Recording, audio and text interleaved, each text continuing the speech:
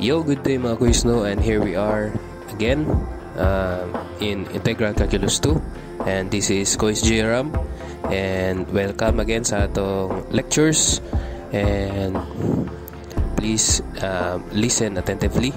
So we will proceed na sa start sa atong chapter 2. So first slide is synopsis. So definition: trigonometric substitution formulas, integrating trigonometric functions of odd and even powers, then inverse trigonometric functions, and integrating exponential functions. So sa previous nato nga lesson, which is in chapter 1, nabawan nato kung sa integration or integral calculus, then ang history niya, as well as itong mga basic rules and integration techniques, no?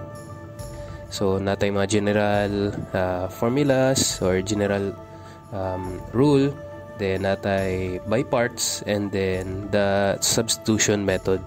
So let's proceed sa definition. So definition: the integration formulas are directly derived from the differentiation formulas presented in previous course, which is ang DIFCAL.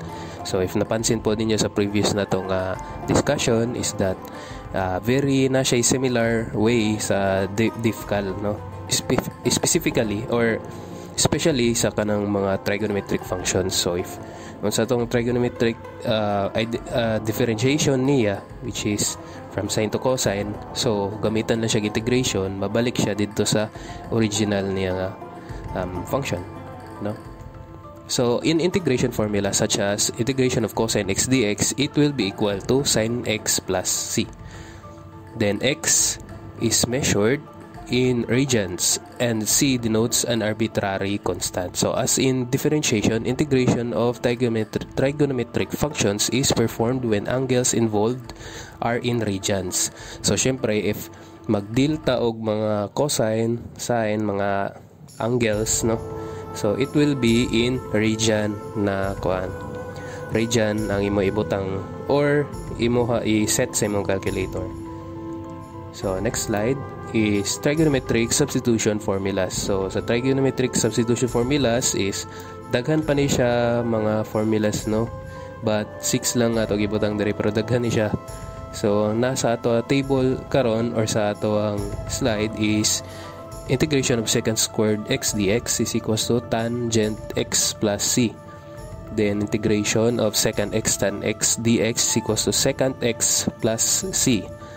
Integration of cosecant x cotangent x dx is equals to negative cosecant x plus c. Then integration of sin x dx is equals to negative cosine x plus c. And integration of tangent x dx is equals to negative ln cosine x plus c. Then lastly is integration of cosine x dx is equals to sin x plus c. So next slide is example sa ato ang trigonometric substitution formula. So number 9 is integration of 5 over secant x dx. So the solution is that it will deal with trigonometric identities. So mo nang need nato i-familiarize sa mga identities, as well as tong mga double angle o half angle na mga identities. So kaning 1 over secant x is ang iya murag identities is cosine x dx. So mo nang na cosine x dx na siya, then pagawas ang constant which is 5, then simply integrate the cosine x. So the answer will be 5 sin x plus c1, or imo na siya i-distribute ang 5, which is 5 sin x plus 5 c1. Since constant man na siya, c1 og 5, so it will be plus c lang, no? So any constant na i-times gihapon nimo sa constant nimo nga c sa integration will be constant lang gihapon. So proceed ta sa number 5 is 5 secant x tan x. So kunay siya kanang direct lang sa formula, di ba? Ang secant x tan x equals to secant x, no? 5 secant x plus c. Then sa number 3, 5 sin x minus 2 cosine x dx. So kana siya is katong sa rule, di ba, sa integration, to sa last slide sa previous na tong akuan previous na to nga discussion is that if na makita ka diha og ninana nga forma, diba? So mura kag mag-distribute pod sa imong integration. So isa-isahon nimo siya og integrate without without dili ni pulihan ang iyahang operation, which is ang minus or subtraction. So gi-distribute, then integration of sin x dx will be equal to negative cosine x plus c sub 1, and then sa 2 cosine x is sin x plus c2. So kaning c1 ug c2 is makombine ramang gyapon na siya, no? Since pamugay ito pag constant is simply c lang gyud ang ato gamiton. So the final answer will be negative cosine x minus 2 sin x plus c. So let's proceed for number 6. Integration of negative 4 sin x dx. So nakay constant na negative 4, so gipagawas, then integration of sin x will be negative cosine x plus c. Then distribute ang 4, so it will be 4 cosine x plus c. So tapos na diha sa trigonometric nga example niya. So let's proceed sa trigonometric substitution na pod, no? So katong ato substitution method is same lang gyapon diri, no? Pamaagi. So you will let kuan din sa cu, and then it's a dv, no? Anyways, kuan na siya ang trigonometric substitution og by parts, same lang, no? Pero kani siya dapat kuan siya diri trigonometric dapat kuan siya diri by parts, no? Kay naglet man kag u kinsa si dv. So now ang atong du is x, and then ang dv nato is secant squared x dx, no? So na lang tay gamay di na correction, no? Which is dapat ang question niya is x times secant squared x dx. So mo na nag-assume siya ng dv nimo is secant squared x dx. So bale ang iyaha angle isang x, no? Kay x dx. Pero kanang x sa gawas or sa left side is kana siya mo na siya ang imuhang mura by or gi-times lang bali sa imuhang angle, no? Or sa imong trigonometric. So if we derive the u, so na kay dx, and then if you integrate nimo sa secant squared x dx is you will have a tan x or tangent x. So right now gamitan nato siya uv minus integration of v du. So ang v nato is tan x, then ang du nato is dx, and then ang u nato is x, then times sa v uv, which is tan x. So the final answer will be x tan x plus ln cosine x plus c. Then let's proceed sa next slide, which is example 2. So sine angle of square root of x over or all over square root of x dx.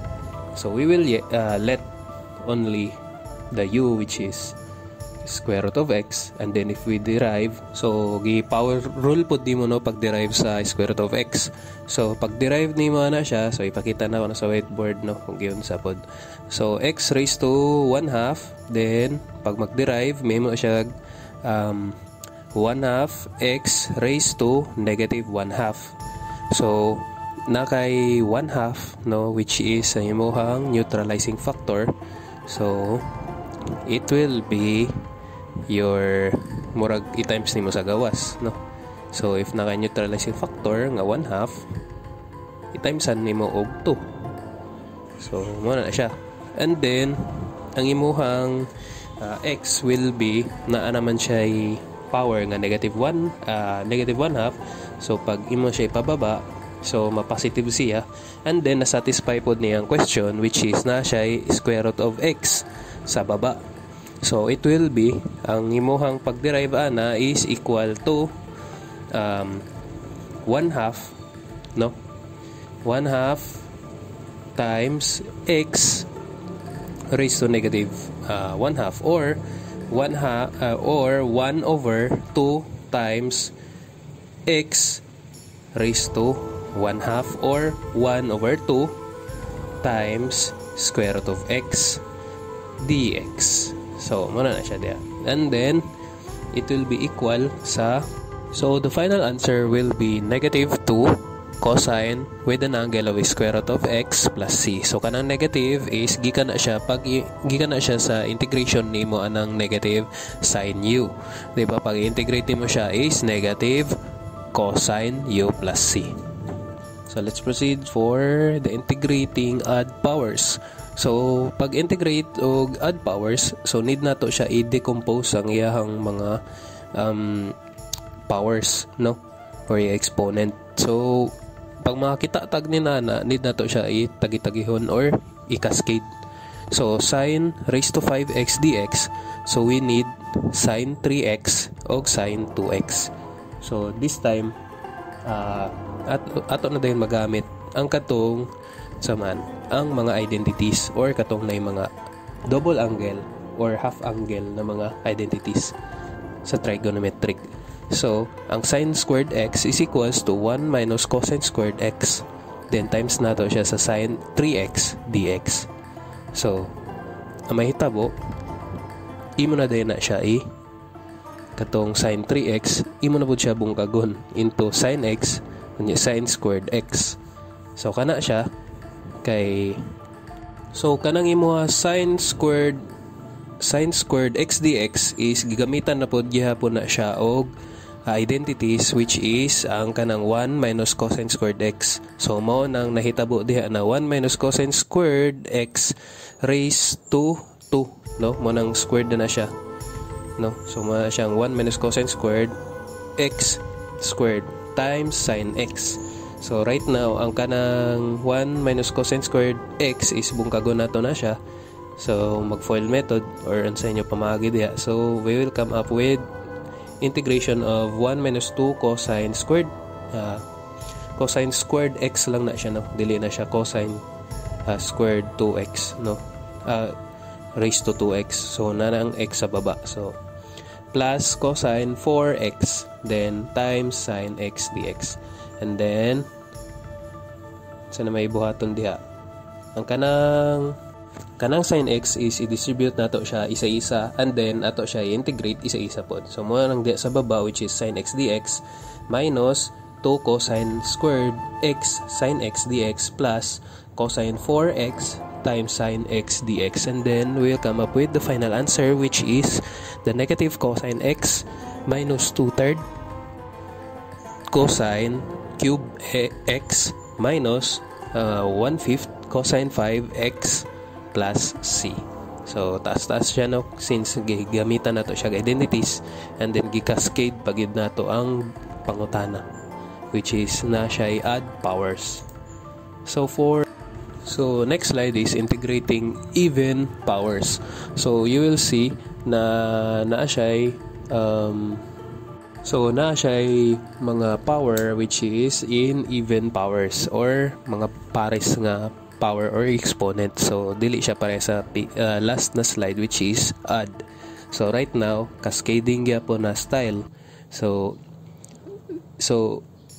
where n is equals to 4, so it is even. So the procedure is as follows. So imong second squared or second 4x is need mo siya bungkagon into 2.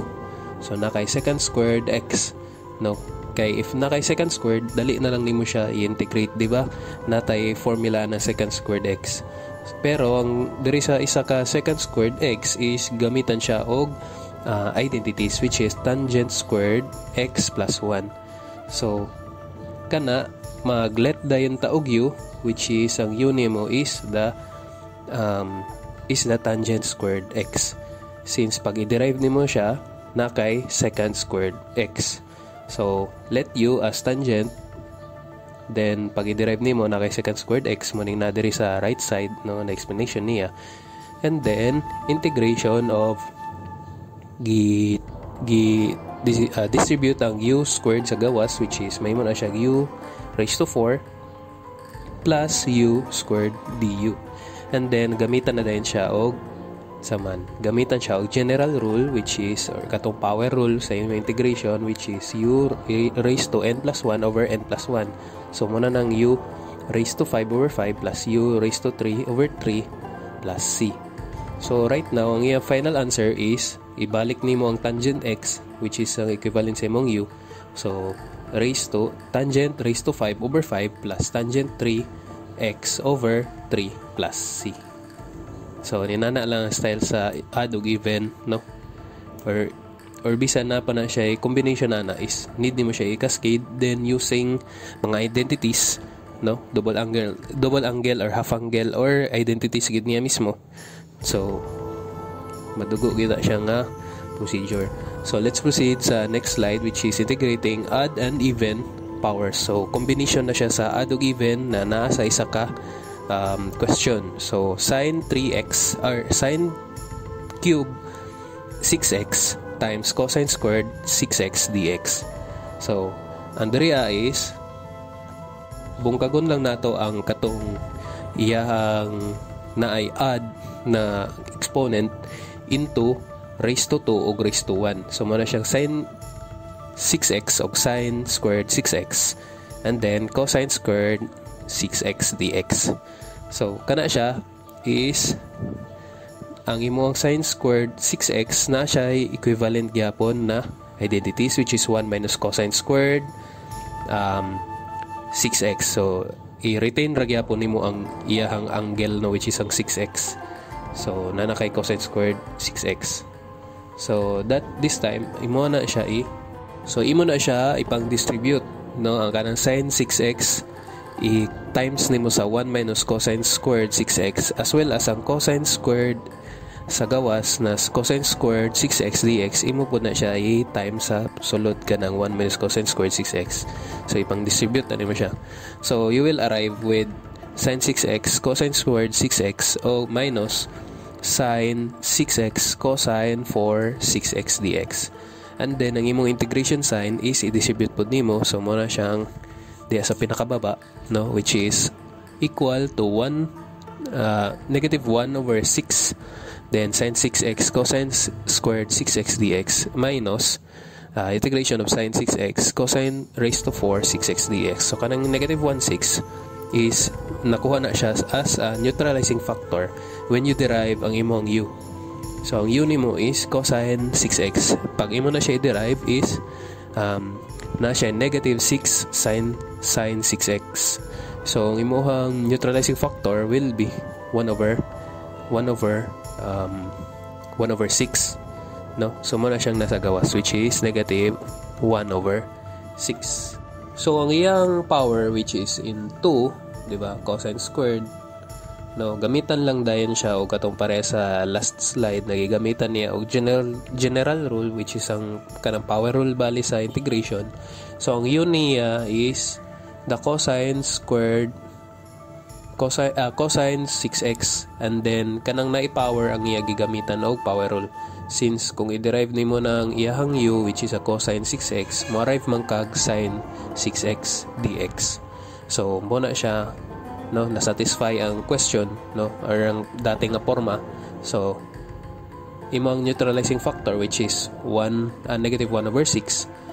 So ang u nimo kay cosine 6x raised to 2 plus 1 all over 2 plus 1, which is 3, then negative 1 6 times 1/3, so na kay negative 1 over 18, then times cosine cube 6x. As well as mura gyapon ang gamiton nimo diri sa right side sa imong question, no, or sa imong naporma nga sin 6x cosine 4 6x dx. So ang 4 kanang na-power diya, imo nimo siya katong sa power rule, no. So ang u nimo is cosine 6x raised to 4 plus 1 over 4 plus 1, which is 5. So negative 1 6 times 1 over 5 will be equal to 1 over 30 times cosine 5x plus c. So let's proceed sa next slide, which is ang integration formulas resulting in inverse trigonometric functions. So the following integration formulas yield inverse trigonometric functions. So assume a is greater than 0. So ang a nimo diha is mga constant. So integration of du over square root of a squared minus u squared is equals to u over a plus c. And then number 2 is du over walay square root, which is a squared plus u squared, will be equal to 1 over a tangent raised to negative 1 u over a plus c. And then integration of du over u times square root of u squared plus a squared is equals to 1 over a second raised to negative 1 with an angle of u, magnitude of u over a plus c. So natay mga example. So sa first na rule sa integration sa inverse trigonometric is example na dx over square root of 4 minus 9x squared. So we will let kung kinsa si u and kinsa pod si a. So di ba ang forma nato dire sa pinakauna nga rule, which is a squared minus u squared. So si a is matik kaning 4, pero a squared man to dito, so kanang 4 mahimo na siya 2. I mean kaning 2 is, if i-raise nato siya 2, will be equal sa pangutana, which is 4. And then ang u pod nimo sa u nimo, which is ang 3x, no, when aton na siya i-raise og 2, it will be equal sa 9x squared, no, since ang raise sa 2 ma-distribute man na siya sa 3 and there is a x, so may mo siya og 9x squared. So when we derive pod ang u, we will have a 3dx, no, which will be our neutralizing factor, which is ang 1/3, no, kay need ba nato siya may mog dx para ma-satisfy ang sa taas, di ba? Dx man to, or dito sa formula nato nga du, di ba, ang sa taas du over square root of a squared minus u squared. So right now nanatay neutralizing factor, which is 1/3, and then integration of du over integration of a squared u squared. So ato siya ibutang sa atong formula, or substitute na nato na sila, no, muna nang naporma diha, which is 1/3 square root integration of du over square root of 4 or minus u squared, or kuha na siya 2 squared, no, or a squared minus u squared.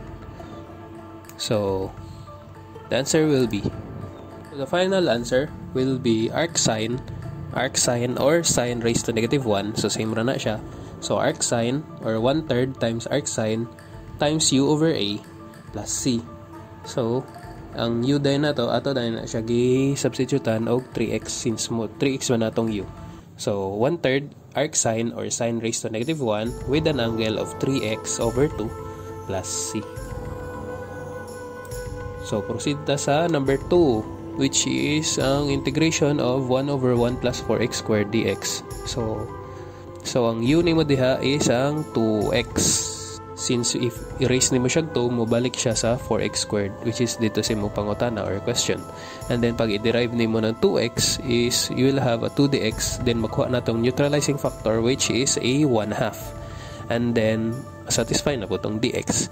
Then we will have a 1/2 integration of 1 over 1 plus u squared du. Then ang 1 over 1 plus u squared is mabalik ta dito sa ato ang last slide, which is ang imuhang formula. If na kay du over a squared plus u squared, you will have a 1 over a tangent negative 1 or arctan u over a plus c. So diretso na dahil ni siya, which is 1/2 arctan or tangent raised to negative 1 with an angle of 2x plus c.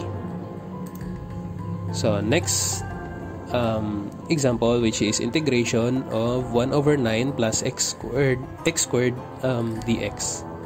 So same ra gyapon ni siya, no, katong sa previous nga example. So you will determine kung kinsa si a, and then nakay 3, no, since i-raise nimo siya 2, mabalik siya sa 9, and then 1 over a, I mean pag i-derive pod nimo, no. So wala siya i-derive, kay ang du over a squared plus u squared is equals to 1 over a tangent negative 1 over a. So ang a nimo dia is 3. So 1 over a, which is 1 over 3, tangent negative 1 or arctan u over a, which is x over 3 plus c. Kaya dito sa previous, ang a nimo dia is 1 man. So diba, 1 over a times neutralizing factor, which is 1/2 sa previous na example. So manang 1/2 ra gyapon siya. So let's proceed. An exponential function has the form of a raised to x, where a is a constant, and examples are 2 raised to x, 10 raised to x, and a raised to x. So the logarithmic functions are the inverses of the exponential functions, that is, functions that undo the exponential functions, such as, no, pwede ninyo siya i-try sa inyong mga cycle, no? So ln logarithmic with e raised to 2 will be equal to, or e raised to ln with kanang magnitude na 5, so it will be equal to 5. So mo lang na siya, mag-cancel out lang na siya ang kanang ang exponential functions of logarithmic functions, no? And then next slide, which is integrating exponential functions. So 3 examples using these formulas. So nakay integration of EU du is equals to EU plus C, which na-introduce na natin siya sa previous na chapter. And then integration of AU, A which is ang constant raised to U, then times du will be equals to AU over ln A plus C, where A is greater than 0 or A must not equal to 1. So dapat constant na siya ng imong A. So for an example, so find the antiderivative of the exponential functions e raised to negative x. So use substitution method, settling which is kinsa ang imong u, which is ang u nimo is negative x. Then if you derive that, you will arrive with negative 1 dx. Then ang neutralizing factor nato, which is 1 over negative 1, no, or negative is himo na siya constant, diba? Or balik ra gyapon nag-negative dx. So that negative will be mabutang sa gawas, diba? So multiply the du equation by negative 1. So you have now a negative du equals to dx, or multiply nimo by negative 1. So may mo na siya positive dx pero negative 1 ang over du, or may mo gyapon siya negative du. So na siya, integration na dayon na siya sa eu du. So negative eu plus c will be equals to negative e raised to negative x plus c, no?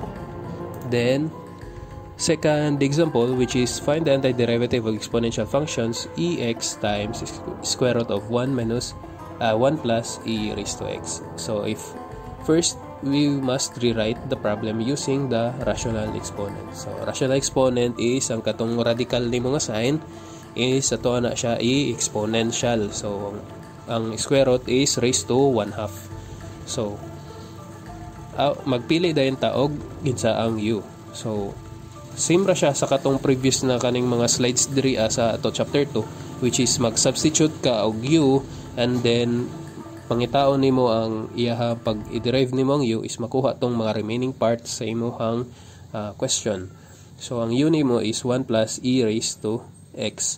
Pag i-derive nimo is ex dx, and then it will be satisfied sa katong remaining parts sa imong question, which is, di ba, na kay ex dx na wala nimo gi-enter sa pag-substitute og u. So ang final answer is square root of u raised to 1/2 du. Pero ang imuhang u kay napa may 1/2, so maggamit tayong kag general rule, which is ang power rule bali niya. So 1/2 plus 1 over all over 1/2 plus 1, so na kay 2/3 u raised to 3/2 plus c. Next slide will be your assignment. So in a 1 to 2 whole sheet of yellow paper, please write down other trigonometric integration formulas and identities, and the deadline will be next meeting. So that would be all, guys, no? And thank you for listening. All right.